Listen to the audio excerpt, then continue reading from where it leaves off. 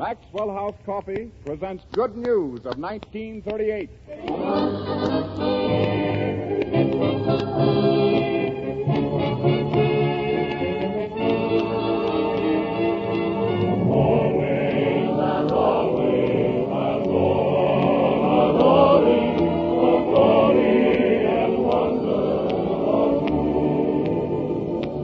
The makers of Maxwell House Coffee invite you to be their Hollywood guest. So imagine yourself on stage 30 of the Metro-Goldwyn-Mayer Studios, where tonight our special visiting stars are Robert Montgomery and Virginia Bruce. Also present, but unaccounted for, is Una Merkel, and of course our regular gang, Frank Morgan, Fanny Bryce, Hanley Stafford, Gus Kahn, famous composer, Douglas MacPhail, Meredith Wilson, and your host, Robert Young.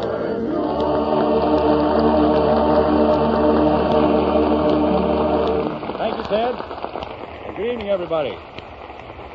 This is Bob Young, starting the presses rolling with another edition of Good News of 1938. Among the other...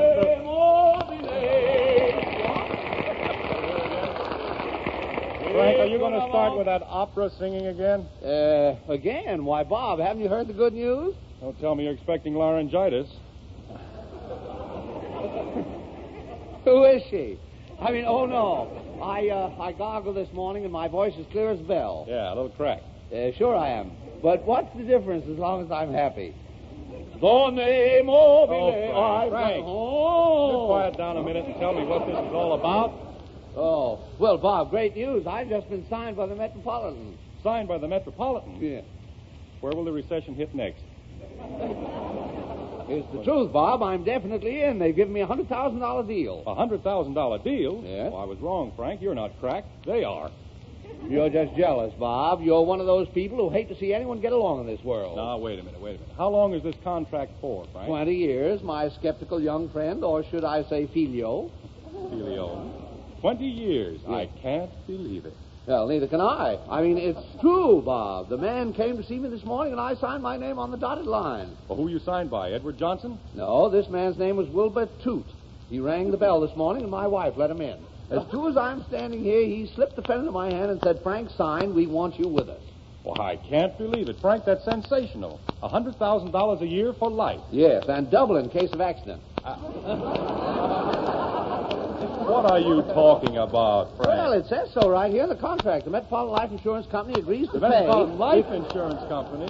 So that's what made you so happy. Well, why not? You'd be happy, too, if you passed the examination with my liver. Oh, Meredith, play something, and please, no opera. The Latin Quarter from the Gold Diggers in Paris, not an opera. Oh, this is gay Paris, come on along with me. We're stepping out to see the Latin Quarter. Put on your old beret, let's sing the Marseillaise, and put our wine away like water. And are you in the mood to have some Latin food? And have you ever wooed a Latin daughter? Hooray for Lafayette, hooray for Grec Suzette. If you ain't effed it yet, you oughta. Come on and parlay.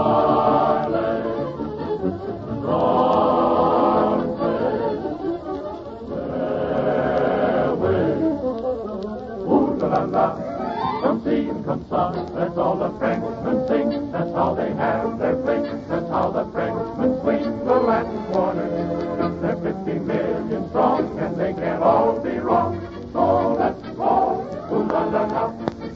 Ooh la la la. Ooh la la la. Ooh la la la. La la la la la la. La la la la la la.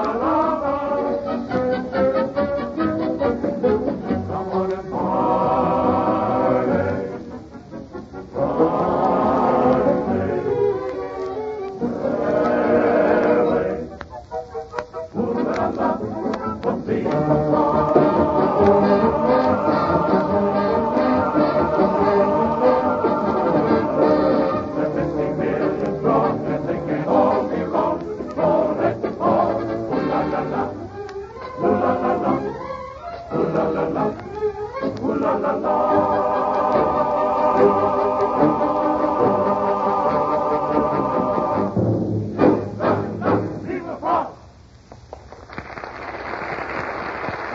I'd say that the music department got off to a nice start tonight. Meredith, I'd say that the music department got off to a nice start tonight. And now, once again, Fanny Bryce brings her famed characterization of that incredible, daddy-tormenting, lovable brat, Baby Snooks.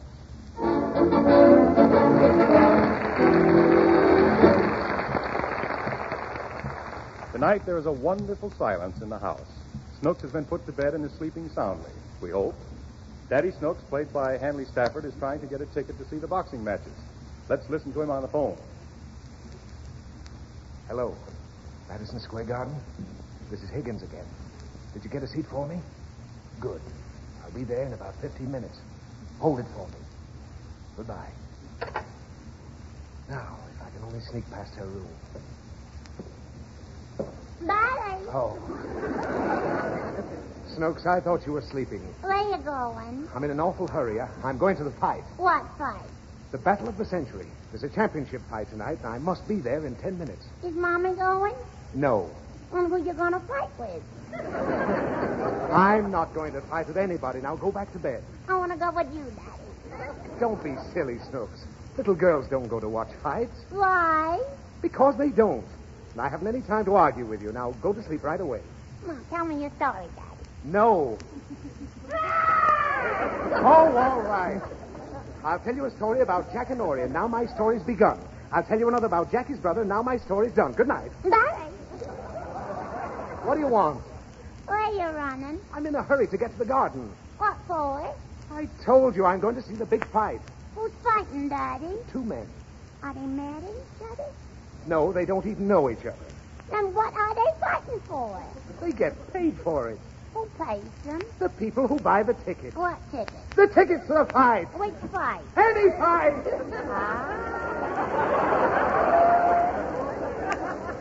Now, go to sleep and let me get out of here. I don't want Why not? Because I want you to tell me a story. I just told you a story. Yeah, you tell me that story every week. All right.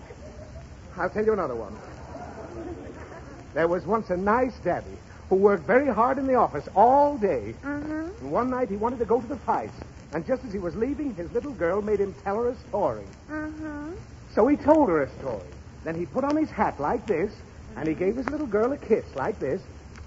And off he went to the fights, and that's the end of the story. That ain't the end, Daddy. No? Well, what is the end? The little girl wouldn't let him go. Why not? Because she didn't like the story. Well, I'm going. Ah. If you go, I'll hold my breath till I turn blue. Snooks, don't do that. Well, then don't go. Oh, what's the use? I'll never make it anyhow. Give me that phone. Hello. Columbus, 5,000. Who you calling, Daddy? I'm going to cancel my ticket. Hello, Madison Square Garden. This is Higgins again. Say, cancel that seat you're holding for me. I know I did, but I can't make it. Okay, thanks. Ain't you going, Daddy? No, you little devil. Why? Because you won't let me get out of here. Yes, I will, Daddy. Oh, really? Uh-huh. Ain't I a good little girl? Oh, maybe I can still make it. Operator, get me Columbus, 5,000. Oh, you're a darling, Snoop. Is I? Yes. Oh, hello, Madison Square Garden. This is Higgins again. Will you hold that ticket for me? Yes, well, it's a peculiar situation. I'll be right down. Goodbye. Oh, you're a sweet child, Snooks. Are you sweet, aren't I, Daddy? Yes. And you're sure you don't mind if I leave? When? Right now. Now, what's the matter? I want you to tell me a story first. What? Snooks, did you ever hear of an impossible devil of a child driving a man to insanity? Well, what are you laughing at? I like that story. Operator, Columbus, 5,000. Hello. Madison Square Garden, this is Higgins again. I'll have to cancel that ticket. I can't make it. No, I'm not crazy. I know what I'm doing. Now, why did you stick the cigar in your ear? Shut up. No, not you. Oh, there's a crowd of people here. My wife just fell down a flight of stairs, and I have to stay home and take care of her. Goodbye. Oh, Daddy. What's the matter? When I tell a fib, you give me your licking. Well, I hope you're satisfied now. The fight's already started. Is it? Yes. You've ruined the only pleasure I'd have had for months. I was dying to see that pipe. Well, why didn't you go, Daddy? Oh, Snooks, do you really mean it? Ain't I a good little girl? And can I really go? Yes, Daddy. All right, I'm leaving. As soon as you tell me your story. All right. I'll tell you a story. What are you getting that slipper for? I'm going to need it for the story. Daddy, What? I want to hear that story. Well, you're going to hear it. Now, there was once a wicked, disobedient, naughty little girl. Like me, Daddy? Yes. And her daddy never wanted to spank her. But she provoked him so much he finally had to. So he turned her over like this, and he let her have it. He had to teach her to be a good girl, so he spanked her again. Why are you spanking me? It's the only way I can impress it on your mind. That ain't where my mind is. Right. Now you just go right to sleep, and I don't want to hear another sound out of you. You understand? And now I'm going to see that fight whether you like it or not. Operator, Columbus, 5,000. Hello, Madison Square Garden. This is Higgins again. Can you get that ticket for me? Oh, yeah? Well, how would you like a punch in the nose? You hold that ticket. I'll be right down. Have you got a ticket, Daddy? Yes, and I'm leaving right now. Good night. Hello? Operator? Get me Columbus 5,000. La, la, la, la, la, la, la, la, la, la. Hello? Madison Square Garden? This is Higgins again. Cancel my ticket. I can't make it. Why? Because my daddy gave me a spanking.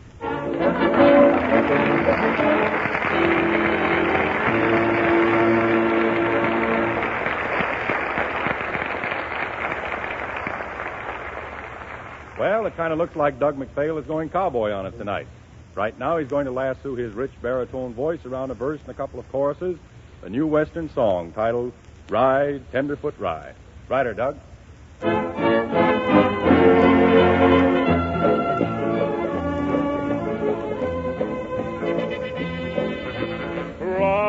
Ride, tenderfoot, ride tonight. See the old range riders there at your side tonight. They're fast company, so if you want to be a cowboy, then you gotta ride, tenderfoot, ride.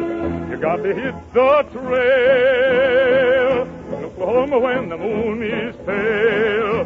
Get to Texas with the morning mail, oh, you can be a cowboy. You got a rope and a throw, you got to get your share of buffalo, and win the money at the rodeo, oh, you can be a cowboy.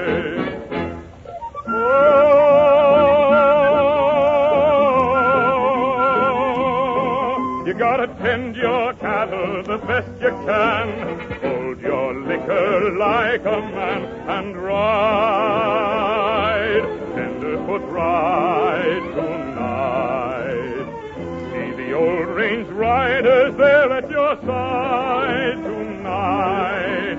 They're fast company, so if you want to be a cowboy, then you gotta ride, tenderfoot, ride.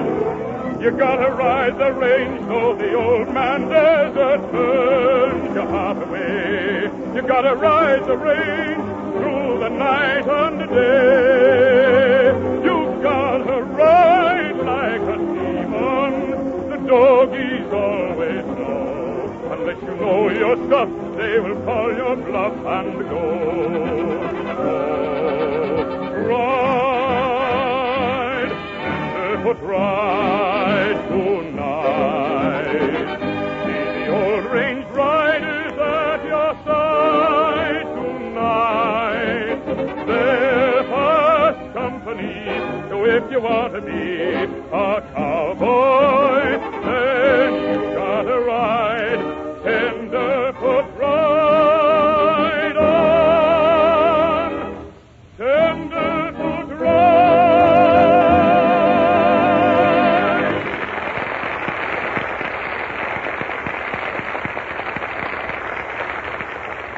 Doug, you're getting to be the nearest thing to a bass thrush that I've ever heard. Thanks very much, Bob. You bet. Oh, hello, Bob. Oh, look who's here. Yes, Bob, it's me in the flesh.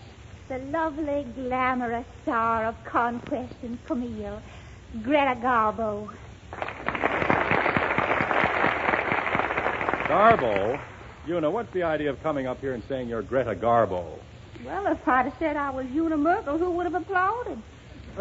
Well, let's not have any misunderstanding here, ladies and gentlemen. Much as this young lady sounds like Greta Garbo and looks like Greta Garbo, she's really Una Merkel. No, that's awfully sweet of you to say, Bob. Hey, Bob. But you know, I wasn't even trying to sound like Greta just now. But I really can do a wonderful imitation of her. At least that's what all my friends tell me. And I have an Aunt Lucy in Richmond that every time I visit down there, well, there's just nothing that'll do but I must give my imitation of Greta Garbo. Would you like to hear it? I don't like hay fever, but I got it. You Yankees have such a backhanded way of coaxing people. Yeah, the Giants aren't doing so well either. But, how did we get on the subject of baseball? Baseball? Oh, I love baseball. You know, I don't think there's anything prettier than a long forward pass to second base.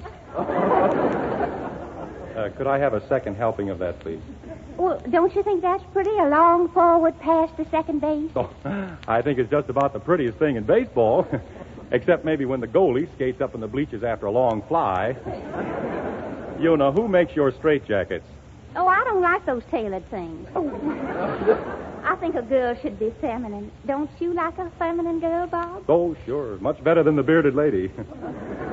What's that? Nothing. I just yawned. Oh, Bobby. Is you Fifi? Oh! Fifi.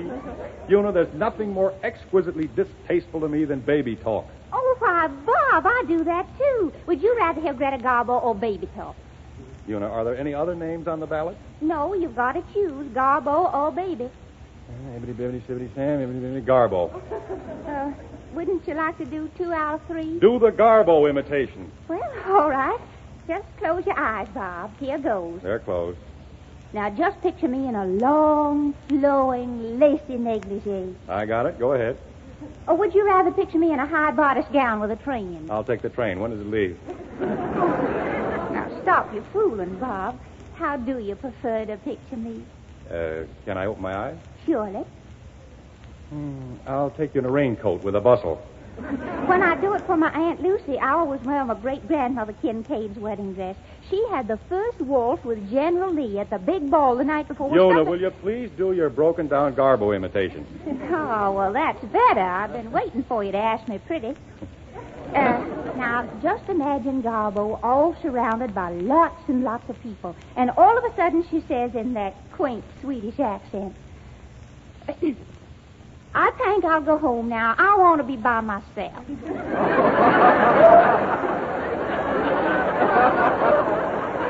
That's the Garbo imitation. Uh-huh.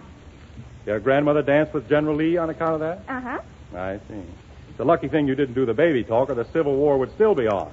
Oh, why, thank you, Bob. And speaking of the Civil War, that reminds me, where's Frank Morgan? Don't tell me he was in that, too.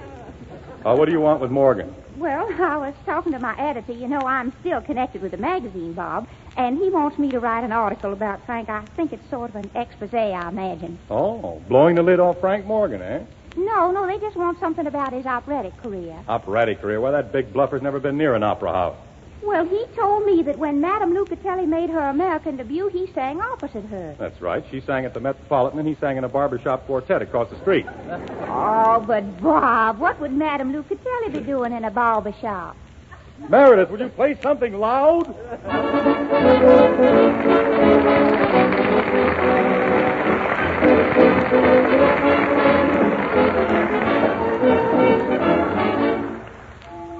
Here's another of Meredith Wilson's songs you didn't expect to hear. And one reason we've chosen it is because it's a favorite of little Judy Garland, who was hurt the other day in a motor accident. But Judy's recovering fast, and we all hope she'll be back with us soon, and that she enjoys the object of my affection.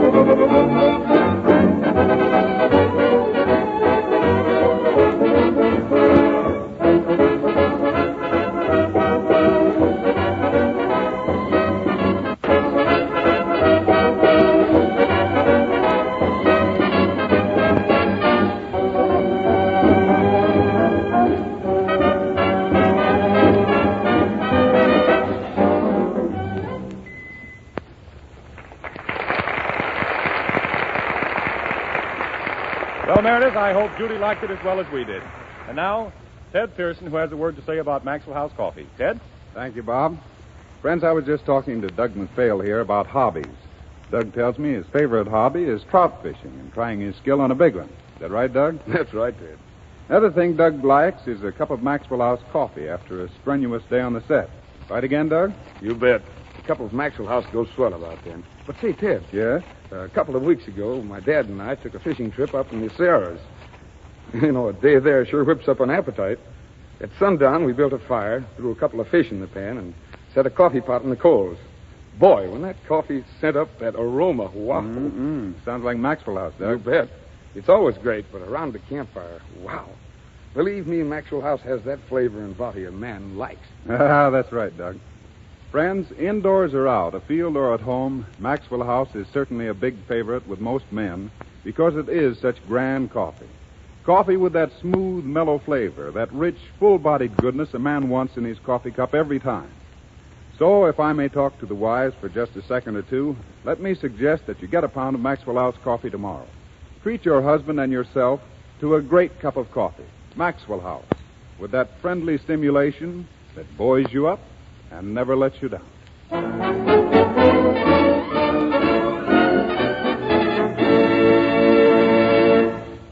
In this next number, we had two ideas. One was to let Frank Morgan sing it, and the other was not to let Frank Morgan sing it. Meredith Wilson solved the problem by creating such a beautiful arrangement that even the great Morgan himself refused to take a chance on spoiling it. Listen to the grand job Meredith has done on Chloe.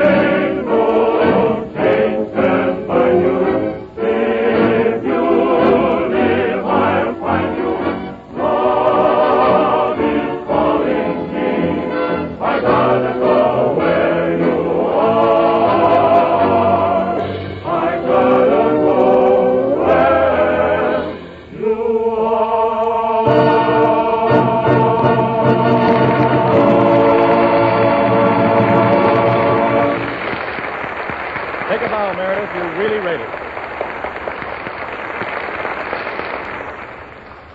Ladies and gentlemen, tomorrow night, all over the country, thousands of you will be attending the first showing of the great new MGM feature, Yellow Jack. It is a grand, human, dramatic story, superbly acted by a brilliant cast. And it's a pleasure to welcome two stars of Yellow Jack to our program this evening. They will recreate for us one scene from the picture. Mr. Robert Montgomery and Miss Virginia Bruce.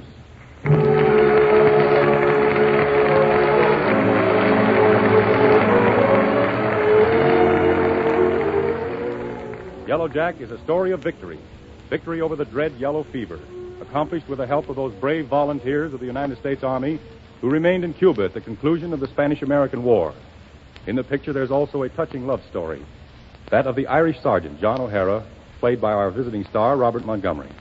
O'Hara is in love with a beautiful nurse, Frances Blake, played by Virginia Bruce. Miss Blake is deadly serious in her work. O'Hara is torn between loyalty to Major Reed and a desire to return to the United States. Thus far, he has not volunteered to the dangerous experiment which Reed is proposing, namely that soldiers allow themselves to be bitten by the suspected yellow fever mosquito. O'Hara has not volunteered, nor has anyone else. But possibly Frances Blake will be able to persuade him. She's with O'Hara now, the two sitting quietly near the shore of Santiago Bay, listening to music floating out from the city.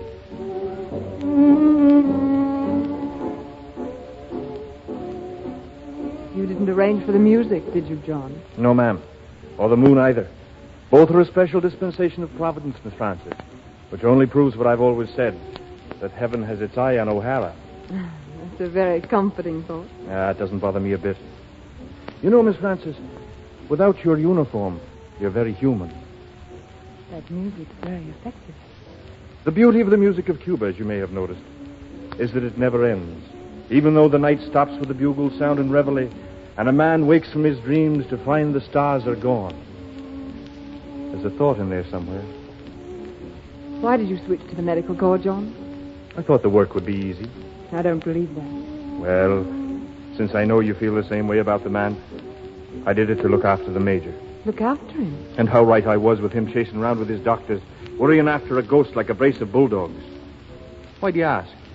It's that there must be an ideal in the heart of a man who sets out to work for the good of his fellow men instead of their destruction. My ideal is to keep my natural sense of humor in the line of fire or come what may. Did you intend to stay on in the army, John? Until 5 seconds ago, that was my greatest wish. I'm talking to Sergeant O'Hara now. Sergeant O'Hara who wants to stay on in the army. Drill. Maybe 10, 20 years of drill. Then another war and more lives thrown away. Then drill again. Then a pension and the old soldier's home. That's all being a soldier comes to. Well, it ain't much. Now, maybe for the first time since armies began, soldiers are given a chance to do good, not harm. To make the world better, not worse, is a place to live in. I don't follow you, Miss Frances. I cannot understand with all these men why no one has come forward for Major Reed. You can't understand why a man doesn't care to risk his life taking yellow fever of his own free will? Won't the Major get a single volunteer? I wouldn't know, Miss Frances. I want him to get one. I thought of talking to some of the boys myself. That's bad. Don't use your sex to shame him into it. Major Reed said tonight, if one, only one of our boys will step forward, he'll touch the heart of the world and the world will weep and have faith in this. He'll give the army a new kind of hero, the Major said.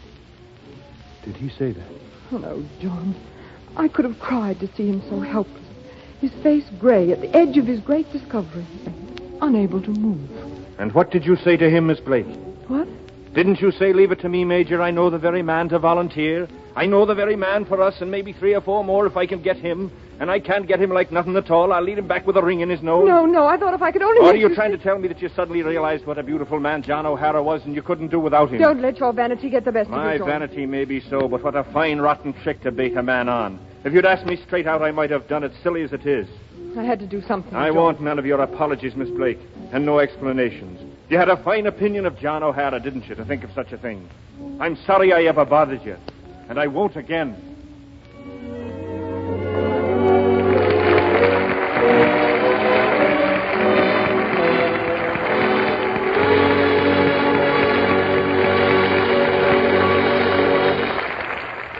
Ladies and gentlemen, we haven't time to give you any more of the story of Yellow Jack, but I think this scene suggests some of the interesting complications of the picture. Mr. Montgomery, thanks for a swell performance both here and in the picture. Thank you, Bob. And Miss Bruce, the same to you. But I don't need to tell you how much I admire your work. Why, Bob, it's always nice to hear compliments. Well, hope we get together sometime. Anyway, thanks to both of you for coming up.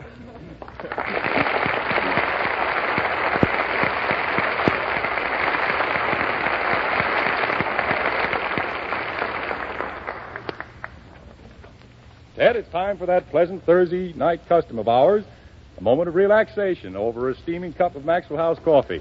Yes, sir. Right you are, Bob. But first, I'd like to remind the folks why we packed this superb blend in that familiar blue super vacuum can. Well, you see, when ground coffee is packed so the air can get at it, its flavor fades just as my voice is fading right now.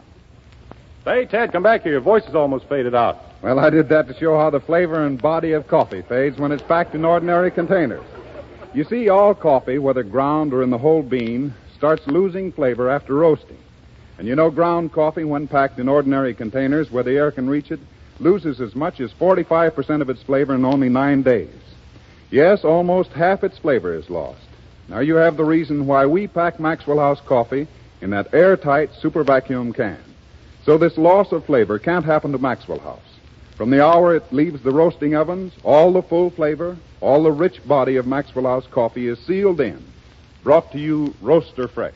And it's a cup of that same full-flavored, full-bodied coffee that we're inviting you all to have with us right now. So, Meredith, let's have some of that flavorful music of yours to go with a cup of this coffee that buoys you up and never lets you down.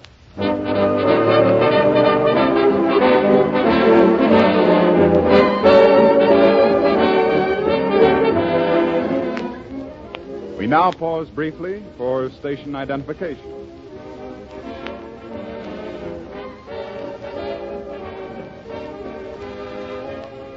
You're listening to KFI Los Angeles.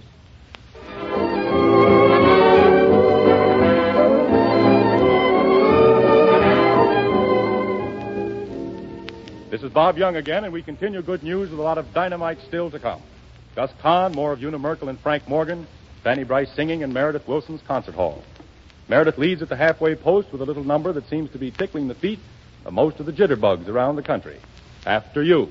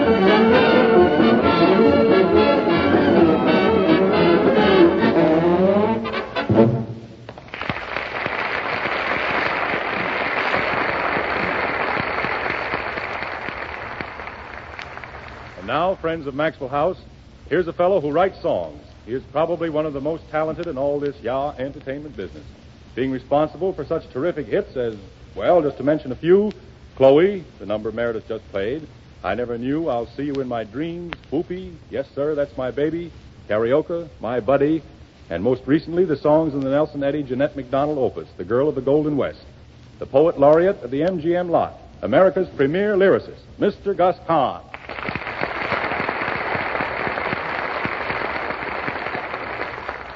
Thank you, everybody. And, Bob, the way you whip those adjectives around, you should be in the songwriting racket yourself. Not me. About the best I can do is Moon, Spoon, and June. Which reminds me, Gus, how many of those Mooners, Spooners, and Juners do you figure you've dreamed up? I should say in the neighborhood of 700 or 800. Wow, some neighborhood. There's one thing I want kept straight, Bob.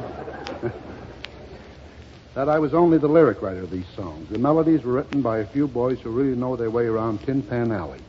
Vincent Humans, Harry Warren, Ted Fiorito, Rudolph Frimmel, Walter Donaldson, and Sigmund Romberg. That reminds me, Gus, something I've often wondered about songwriting. Which comes first, the melody or the lyric? I was waiting for that, Bob. Well, there's no set rule. If the fellow who writes the words comes along with a good idea, the composer can usually fit a tune to it, or vice versa. It's like the chicken and the egg. Most of the time, even the writers don't know which came first. Gus, is it true you have to be just a little goofy to be a songwriter? Well, you don't have to be, but it certainly is a big help. Like pictures. Exactly what do you mean by that, Gus? Well, for example, once when I was doing some songs for a show with George Gershwin, I phoned him and said, George, I've got a terrific lyric idea. He said, well, I've just finished a tremendous tune. Maybe we can write a colossal song. Come right over. So what happened? When we got together, I discovered the title he had was Starlight Serenade. And the title I had was When the Apple Blossoms Bloom in Oregon. What did you finally call the song? Liza. Oh. Gus, what was your first big song hit? Well, I fooled around with a lot of them, but I think the first one that really clicked in a big way that you may remember was a little tune that went something like this. You're nobody's sweetheart now. Thanks, Meredith. They don't, baby, you somehow. Thank you, thank you, thank you. Oh, Frank, that applause wasn't for you. It was for Gus Kahn here. You know Gus, don't you? Gus Kahn, do I know him? Do I know him? Who is he, Bob? Frank, Gus Kahn is one of the foremost lyric writers. Oh, a songwriter. Well, Mr. Kahn, you're just the man I'm looking for. Oh, here it comes. Well, Mr. Kahn, of course, you know I'm quite a musician. I've heard you sing. Yes. Well, don't jump at conclusions.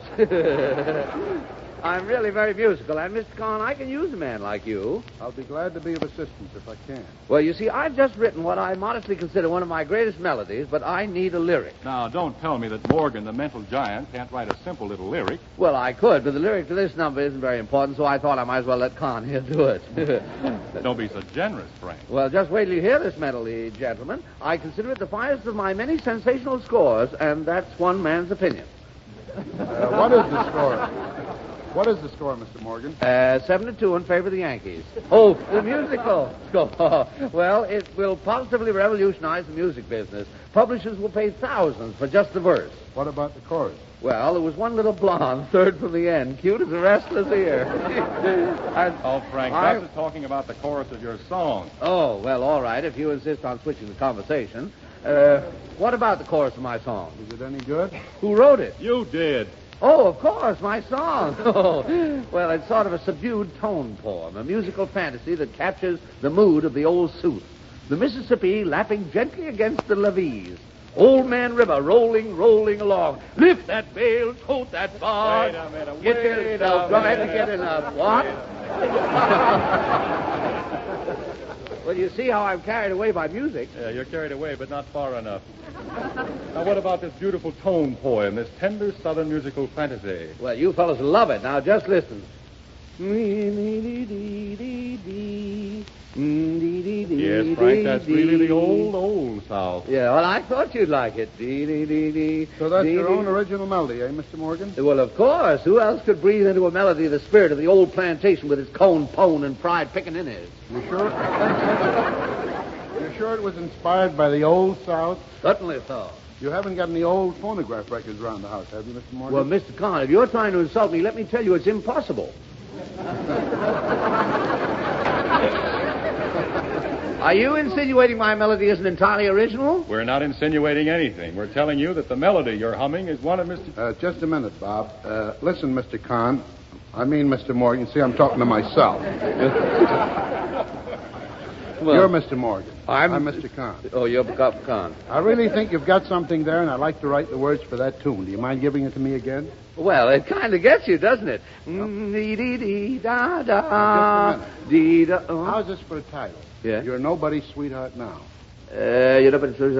Well, maybe. Of course, to give it the real southern atmosphere, you'd have to change it to your nobody's sweetheart now, honey child. Nice suggesting, Frank. Just a second. I think I've got the start of the words, Mr. Morgan. How's this? You're nobody's sweetheart now. They don't baby you somehow. No, that doesn't quite fit it. Bob, where'd you find this fellow? I could write better lyrics with my fingers crossed. Now, listen to this. Yes, sir, that's my baby now. Yes, sir, that's my baby now. Yes, sirree, yes, sirree, yes, sirree. That's my... You hear me screaming. Listen, Frank. What? If you must know, Mr. Kahn wrote a song called Nobody's Sweetheart. It was a big hit, published over 20 years ago, and the melody to it is exactly the same one you're trying to tell us that you wrote.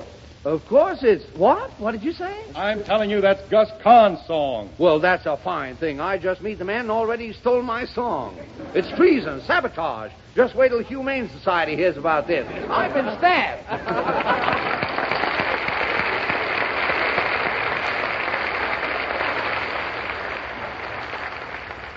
You know something, Bob? Maybe he did write that song. Oh, so he's got you going, too, huh?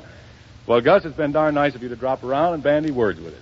And before you go, we'd like to play a number of yours that I understand is kind of close to your heart. My buddy? That's right. Thanks, Bob.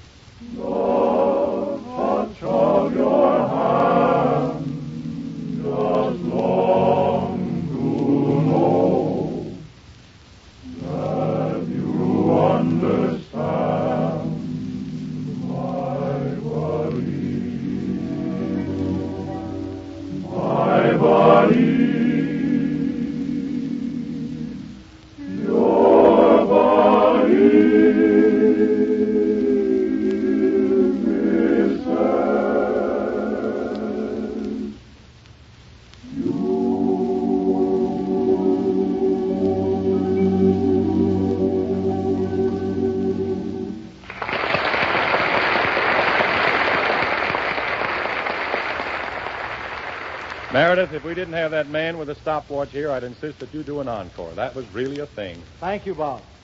Oh, Bob. Oh, what is it, Una? Well, I want to ask you something very confidential. Uh-huh. I'm in deep trouble. Well, you've come to the right place, Una. Tell it to old Dr. Young. It's about Meredith Wilson. Meredith Wilson, you mean the band leader that's half man, half hat? Yes, Bob, that charming Southern boy. Oh, the Colonel, yes. Oh, well, you needn't joke about it, Bob. It means an awful lot to me.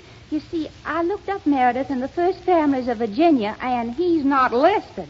Meredith's not an FFD? Well, part my hair with a hog leg. Well, let's ask the Colonel himself. Hey, Meredith, come here a minute. Okay, Robert. Hello, Meredith. Oh, evening, Miss Una. There we go. Meredith, is it true what they say about Dixie? Oh, now you stop teasing, Bob Young. Meredith, I love that new suit you're wearing tonight. I think it's charming, too. Cost me $19.50. I think he walked up 12 flights to get it. Meredith, Una wants to know if your grandfather's an FFD. Well, not at the moment. Right now, he's with the WPA. Timekeeper. Meredith. Did I say something wrong? Oh, no. Listen, Meredith. Una's going to interview Frank Morgan now. You go out and learn the alphabet, a letter at a time. Oh, gee whiz. I don't know what's going on here. I'm going to stand around with Well, all right, Una. I'm ready for you. Got your book and pencil ready? Oh, yes, the article. Poor Meredith. Well, Una, 'tis better to have loved and lost. Oh, yes, much better. What? Oh, let's get on with the interview. The first thing we need is a superb title. Well begun is half done, or as the witty French say, Ani Swaki Molly Ponce. Those French certainly are witty, aren't they? No, I think so, too. Yes, now here's a good title for your little essay.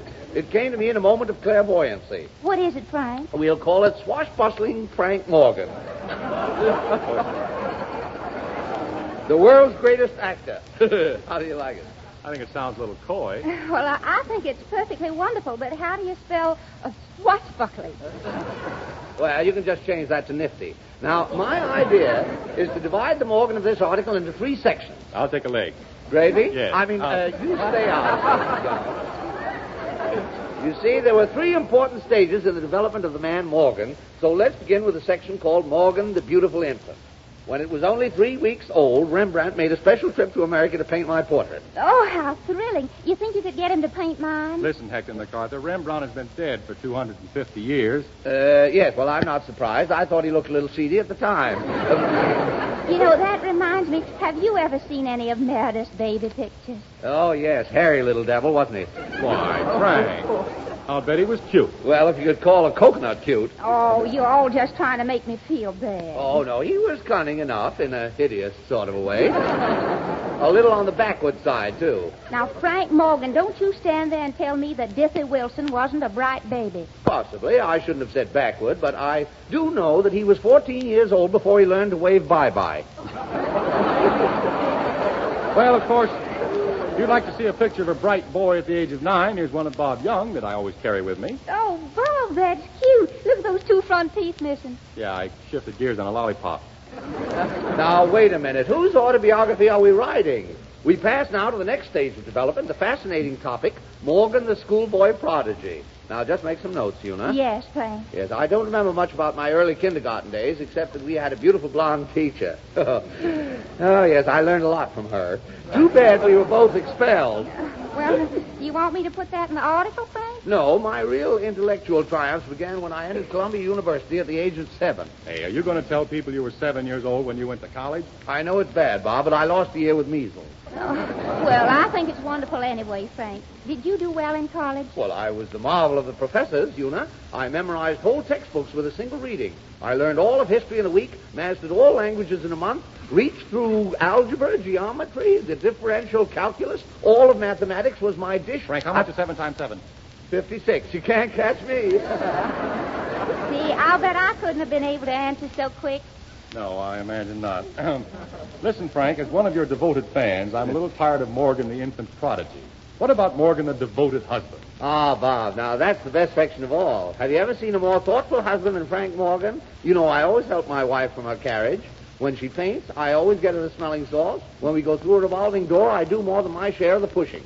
Why, I'm even nice to her family. Oh, do you remember anniversaries, Frank? Certainly. She always reminds me a week in advance. Honestly, Una, Alma and I are considered a model couple. Hello? Oh, it's for you. Oh, thanks. Hello. Fifi, ixnay, baby. Where are you now? In the drugstore across the alley. I'll be right over. But when I walk in, pretend you don't know me. So long. Well, Bob, Una, I'll see you later. I've got to go to the dentist.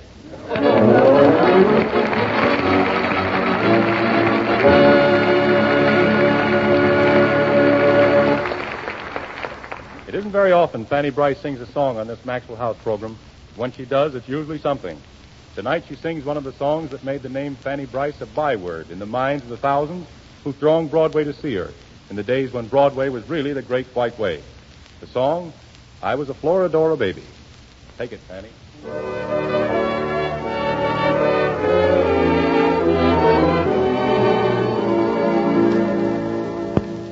20 years ago, a musical show was a riot on Broadway. 20 years ago, I joined that show, and look at me today. 6 little happy little showgirls be. Everyone a Broadway pet. 5 of them married in society, and I'm in the chorus yet. A disgrace to the whole sextet. For I was a Floridor baby with a chance to pick the best. I had to marry up with Davy, a drummer with a fancy vest. A girl's a fool with millionaires, said he. I should be his title dog. Now at home, I'm bringing up a sextet. 5 I got, the other one I'll get yet. 5 done fools got married for money, and I got married for love. You know, they say everything happens for the best, and I was the best. You think not? Those millionaires would stand by their platinum limousines hoping for me to jump in. But with a flounce and a bounce and a jounce, I was off like a flash in the Flatbush Avenue streetcar. No millionaires for me. I married for romance. And do you think I'm sorry I gave up those limousines and diamonds? You think I'm sorry I'm washing dishes for every day for 8 people? You think I'm sorry we live in a 2-room flat? You think I'm sorry I didn't marry a millionaire? You bet your life I am. 5 dumb fools got married for money, and I got married for love.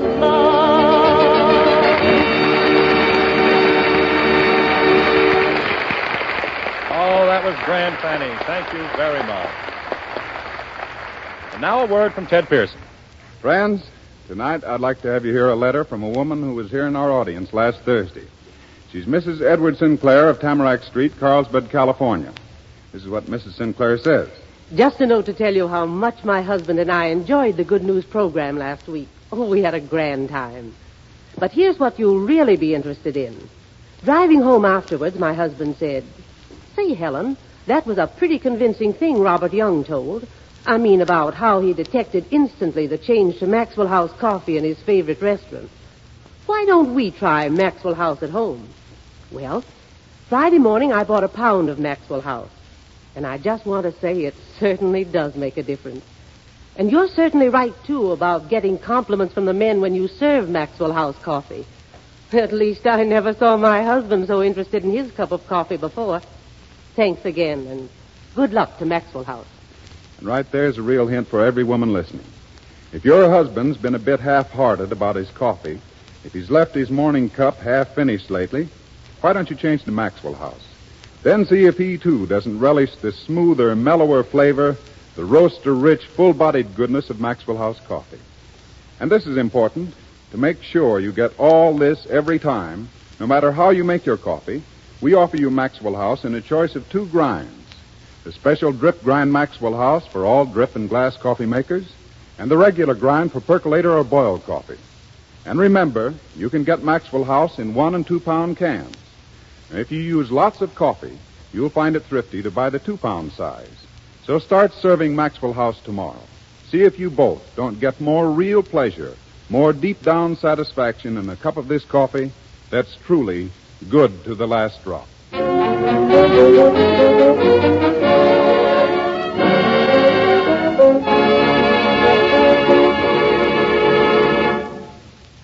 As you faithful listeners to GN of 3/8 know, last week Meredith concluded his 2nd concert hall series of the most beloved melodies in their respective fields. Before embarking on a new series, we felt that it might be fitting to do an encore to the last series. Meredith has chosen for the concert hall tonight one of the world's most beloved encores, Fritz Kreisler's Liebesbräu.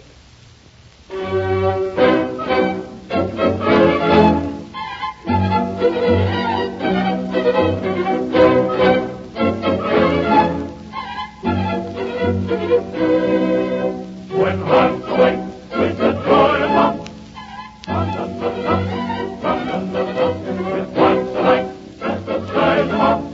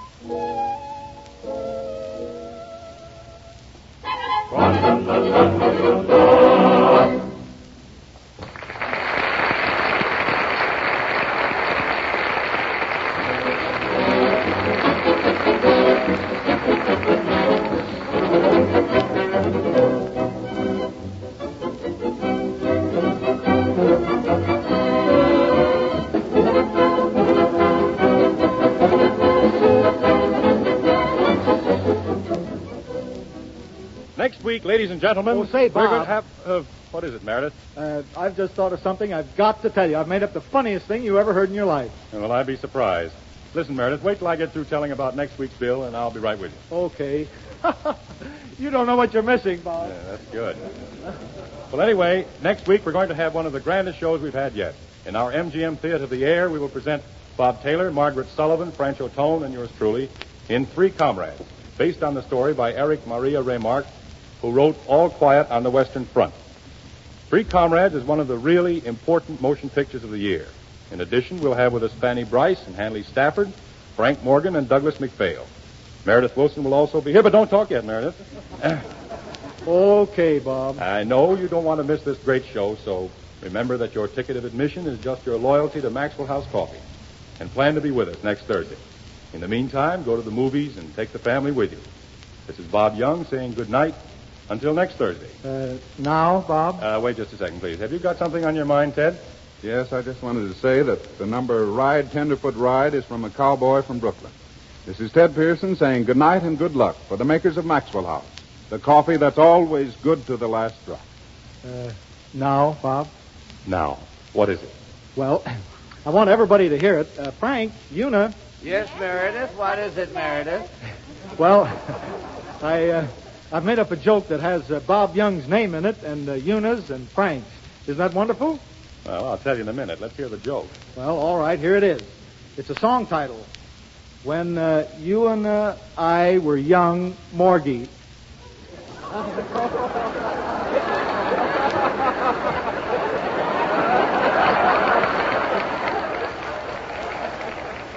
Well,